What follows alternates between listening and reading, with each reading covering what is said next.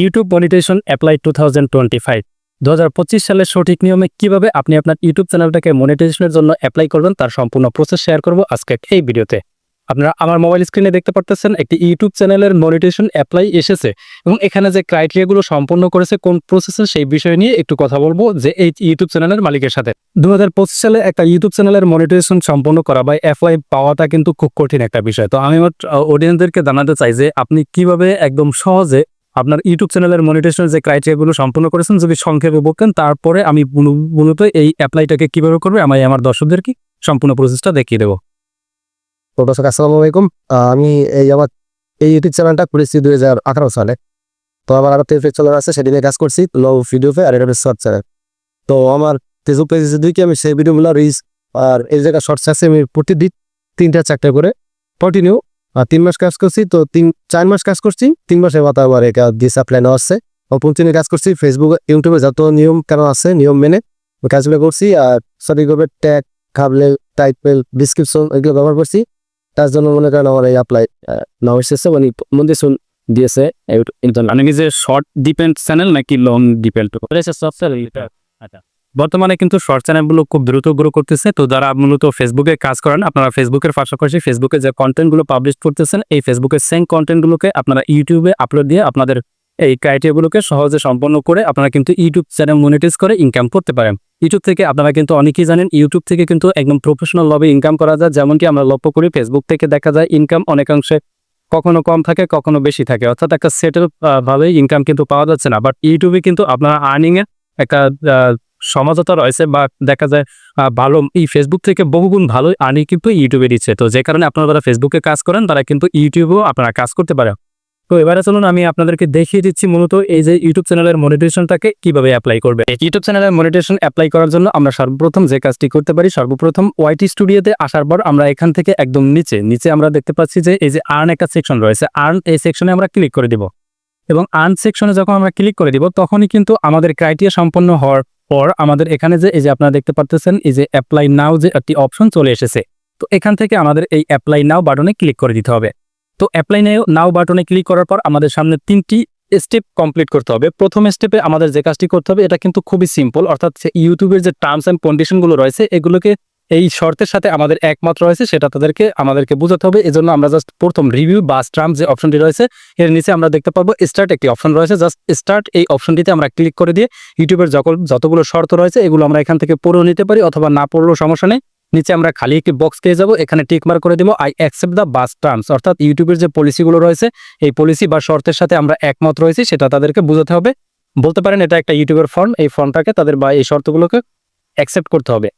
তো এখান থেকে অ্যাকসেপ্ট করার পর নিচে আমরা এই যে অ্যাকসেপ্ট একটি লেখা দেখতে পারবো, জাস্ট এই অ্যাকসেপ্ট এই অপশনটিতে ক্লিক করে দিব এবং অ্যাকসেপ্ট অপশনটিতে ক্লিক করে দেওয়ার সঙ্গে সঙ্গে আপনারা দেখতে পারতেছেন স্টেপ টু অ্যাপ্লাই প্রথম যে স্টেপটি রয়েছে সেটা কিন্তু আমাদের এখানে অলরেডি টিক মার্ক চলে এসেছে এবং এটা টিকমার্ক আসার পর এখান থেকে আমরা দ্বিতীয় স্টেপে যে কাজটি করতে হবে sign up AdSense for YouTube, অর্থাৎ অ্যাডসেন্সের জন্য ইউটিউবের জন্য আমাদের একটি অ্যাডসেন্স সাইন আপ করতে হবে।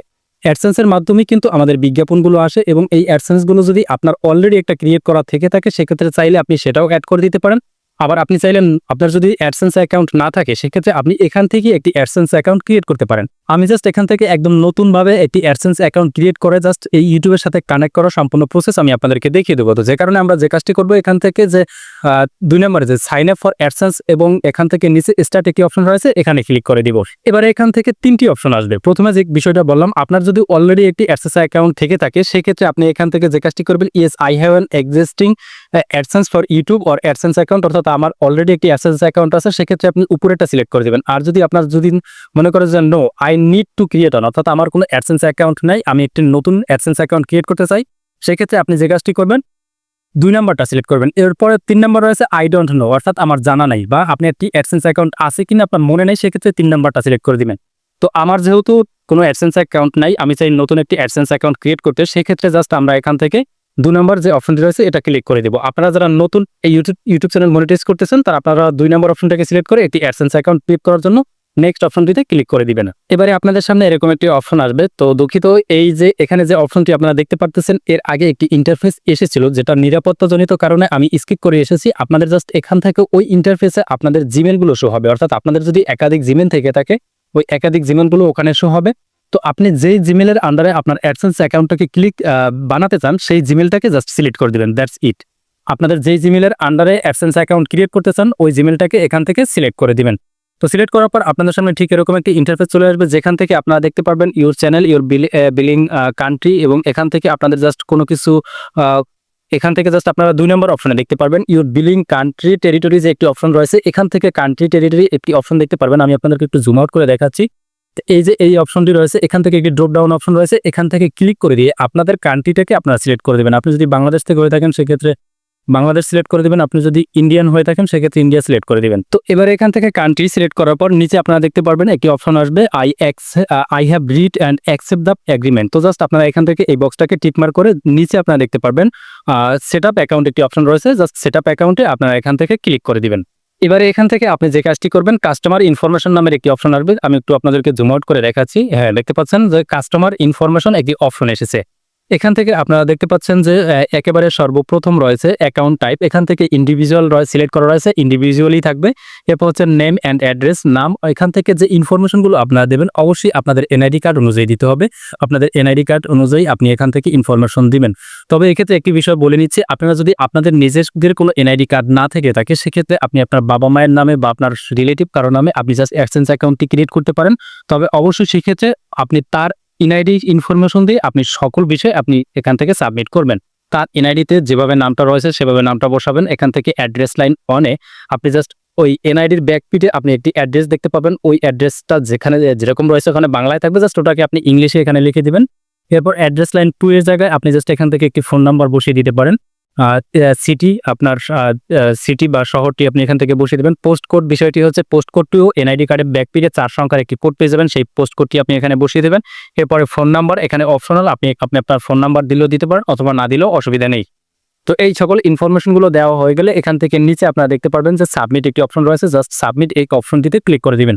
তো আমি এখন এই ইনফরমেশনগুলো দিব, যে কারণে আমি এখান থেকে এই বিষয়টাকে স্কিপ করে সাবমিট অপশনটিতে ক্লিক করে দিচ্ছি। এবার এখান থেকে সাবমিট করার পর আপনাদেরকে জাস্ট সরাসরি রিডাইরেক্টিং করে আপনাদের জাস্ট এই ইন্টারফেসে নিয়ে আসবে।